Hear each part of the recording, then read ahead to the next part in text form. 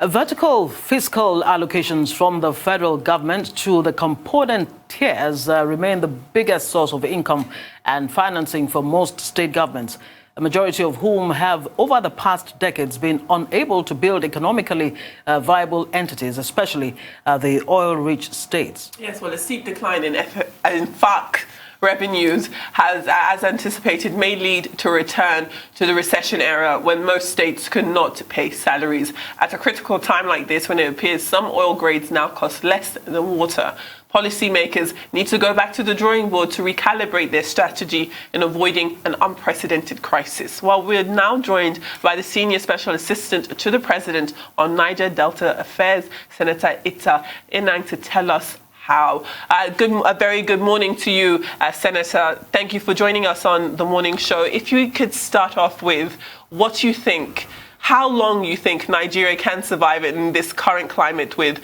oil falling below zero earlier this week. How long do you think Nigeria could cope with the state of the oil market as it is now? Thank you very much. And let me say that His Excellency President Muhammadu Buhari's administration had and is very prepared to address this situation and turn it to the best of opportunities.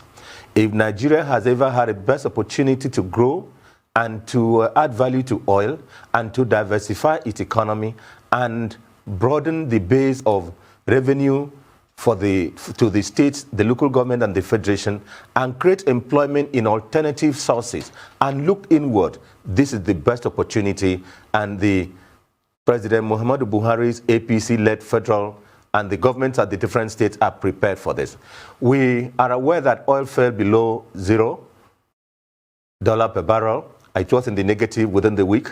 As at yesterday, it has a little gone up to between $16 and $21 for the West Texas Intermediate and the Brent. But it is still not a comfortable band within which Nigeria can fund its budget and fund all its products without diversifying its economy. And so I want to say that we have been prepared. Nigerians will see that before the COVID, in the course of preparing to address the coronavirus, what we call COVID-19, His Excellency Mr. President has set up many committees. One was the Economic Diversification or the Response Committee headed by His Excellency the Vice President, Professor Osinbajo. The other one is the Response Committee headed by the Minister of Finance. Then the other one is the multi-one that we've been doing through my office, the one that works on the conversion of what we normally call the illegal refineries to modular and using it to refine oil and use it domestic without depending on imported refined products or without depending on foreign refineries. So before now, we've been prepared for it, and the COVID-19 challenge has made it more urgent for us to solidify this. So we're prepared, and it's going to be the best opportunity for us to grow. We want to convert it to an advantage in terms of the fact that instead of having our crude, sending it abroad, paying, like we've said, $350,000 per vessel per day or per trip, and it will remain in the international water. It will not find storage, it will not find buyers, and then we keep, whether you sell the oil or not, you still pay for the vessels. And the vessel and the oil you send, you now return a negative earning. We will now have the oil explored here, taken here, refined here. We don't need to pay for the vessel to take it out there. We don't need to pay for the vessel to bring it back. We don't need to pay for subsidy. So it is the best opportunity. And we are going to mobilize all local resources that we have. We are going to convert, and we're going to look at how did the Biafran government survive for 3 years. It was done by the people of Nigeria. There were not the conventional big refineries. There were not they were by the local refineries that were constructed at that time. But now, we have even these modular refineries, we have even these imported refineries, which are men in the Niger Delta. They used to call them boys, but they are now men in the Niger Delta. Took from the Koreans, took from the Chinese, took from the developed economies, and there are the other one they call pool fire, which refines, but doesn't refine to the highest extent. But with time and with this challenge, we are going to go the best way to take advantage of this and refine to own. Finally, sir, I want to say that if Nigeria had ever had a challenge and risen up to resolve it, it is going to be now. Because as the economy reopens, every vehicle is going to be on the road. Every factory is going to be on. And the NNPC has said that, look, there will be no more money for subsidies. And of course, if there is, you are not selling your oil, you are not getting money. And if you don't get money, you don't have funds with which to subsidize refined petroleum products. And so as the economy reopens and every vehicle is on the road, needing petrol, needing diesel, and needing the aircraft will be needing aviation fuel and all that. The challenge to the economy and the challenge for Nigeria to produce domestic will be heightened, and Nigeria comes out best when it faces challenges. And the Buhari administration, through the different agencies, are ready. Okay, I mean, it's interesting to hear you say again and again that the Buhari administration is ready, it is prepared. And I wonder, from when have you been making preparations and exactly what kind of preparations? And in line with what is going on now with COVID-19 and, battering the economy and all of that, there are beginning to be calls again for restructuring, that there is no better time for this government to begin to actually ponder on the idea of restructuring, and not just ponder over it, but begin to put machinery in place for that to actually happen. You have a case where the governors are asking that the fight against coronavirus should be decentralized. In other words, they're saying it is time for the regions to take charge, not just in the war against COVID-19, but in every sphere of our national life. Is Aso Rock looking at the idea of restructuring very soon, when you say you are prepared and that you are preparing in spite of the fact that, yes, you have a number of committees set up to begin to look at a whole lot of things? The question of restructuring is not a matter for the president to decree. The matter of restructuring is a constitutional matter. It's a question that will have to be originated by the legislature. A bill has to be initiated amending the certain sections of the Constitution, and that has to be agreed to by the state houses of assembly, and it has to take a long process. But where we are now, what is on the desk of Mr. President and the federal government to do is to make sure that the advent of COVID-19 does not challenge the Nigerian economy into a stage of economic lockdown or economic paralysis.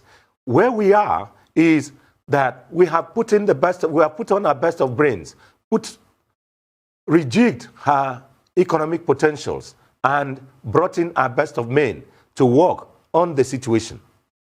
Therefore, we will not consider it a priority to think of restructuring. What if it doesn't work? Will Nigerians stay hungry?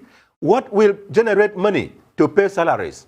What Nigerians are interested in is not structure or restructuring. What they're interested now is food on their table, employment, they keeping the wheels of the economy going, being able to manufacture domestic, being able to send their children to school, improving the local manufacturing capacity in every aspect, and indeed the refining capacity.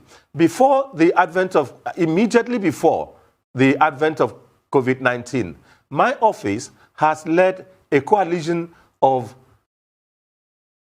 agencies of the federal government. And we held the meeting, I think, on the 16th or I think 12th of March, I can't be exact.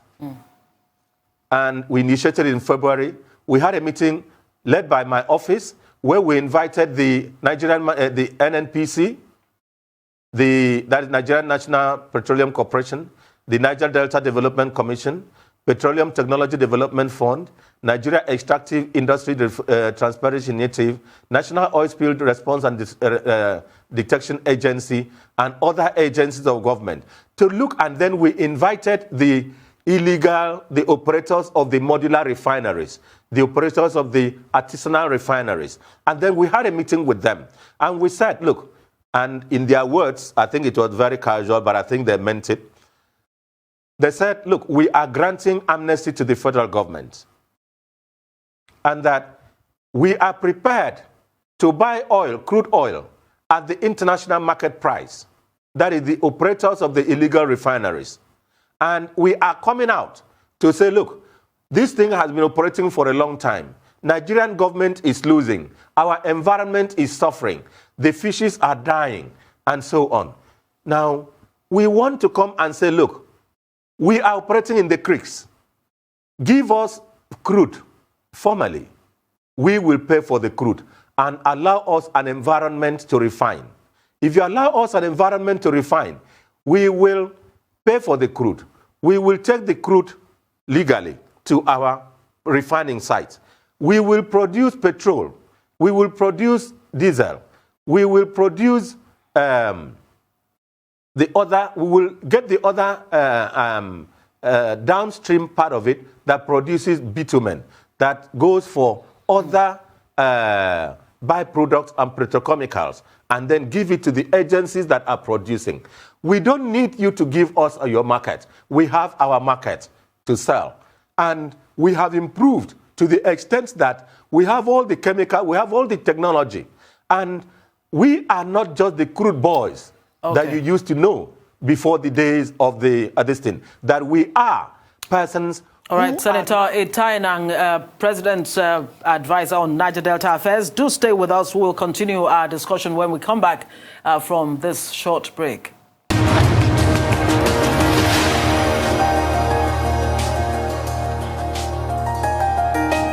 All right, welcome back. We've been speaking with the Senior Special Assistant to the President on Niger Delta Affairs, Senator ITA ENANG, who has, largely been talking about what Nigeria is doing, but the discussion or conversation still has continued to be about oil. And what we're trying to find out in this discussion is Nigeria prepared for a post-oil era? And when you talk about, this government being prepared and all of that, we're trying to find out exactly in what way. Let's begin to break it down and, put out a few figures out there. And these are reliable figures from NATI, the Nigerian Extractive Industries Initiative. Between 1999 and 2013, Nigeria had a revenue of $509 billion.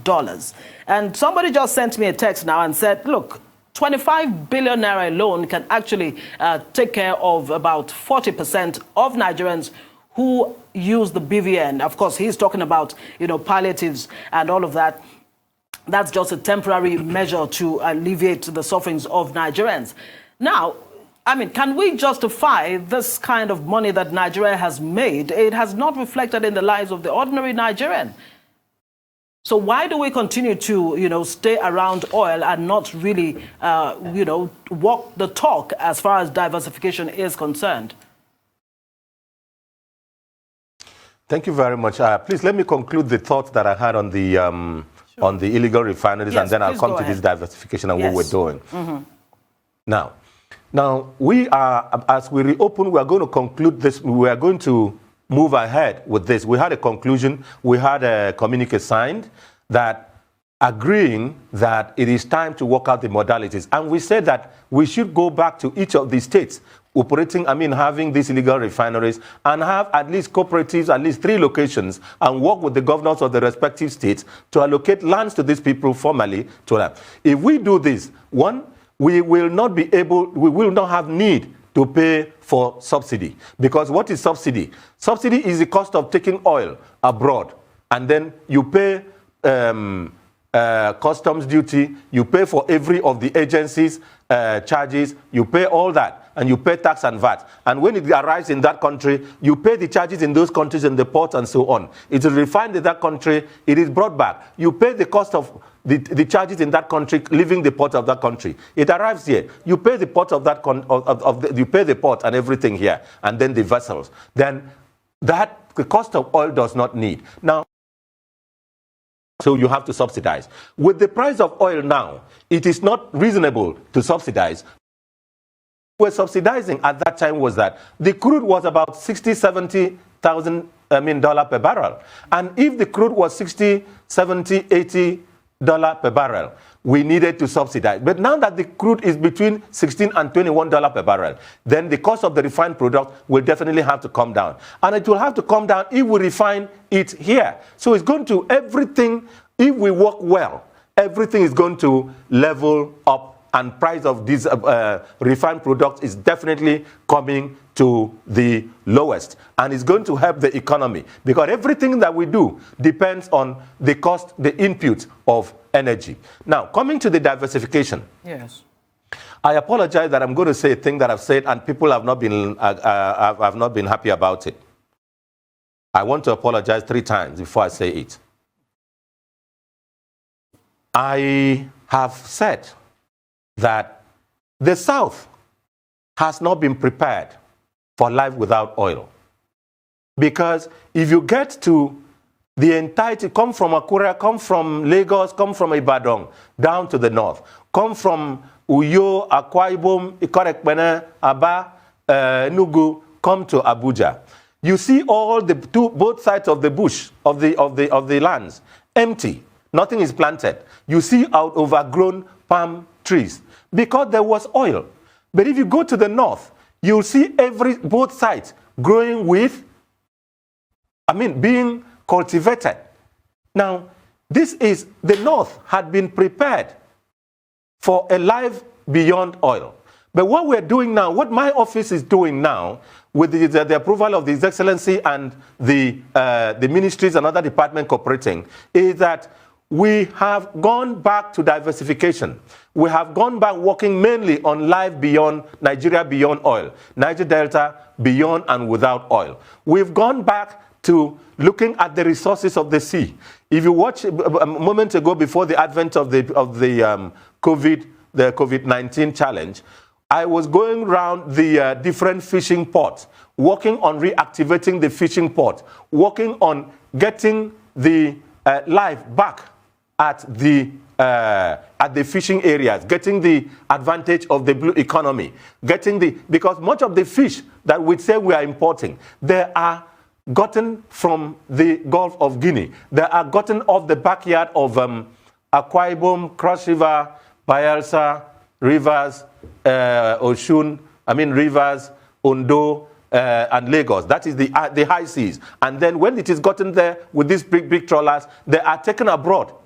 Greece, UK, Europe, the European countries, and then processed and then sent it back to us as even. Now, what I'm working on through my office and the other offices and the Ministry of Niger Delta Affairs is to work on getting these potentials. We've interfaced with the Greeks. We've interfaced with the other countries which are supplying us with fishing vessels, and they are even bringing in completely knocked down vessels. We assemble here, we get into the deep sea, fish, and then reactive, and then come back to the shores of Nigeria. We've gone to the fishing terminal in Ebugu. We're working on reactivating it. We've submitted a report. Then we've gone to the farming. We're working with the other institutions. We're working on, I've had a meeting, we're working with the Ministry of Agriculture on this project. And then we are going to agriculture too. I wanted to ask you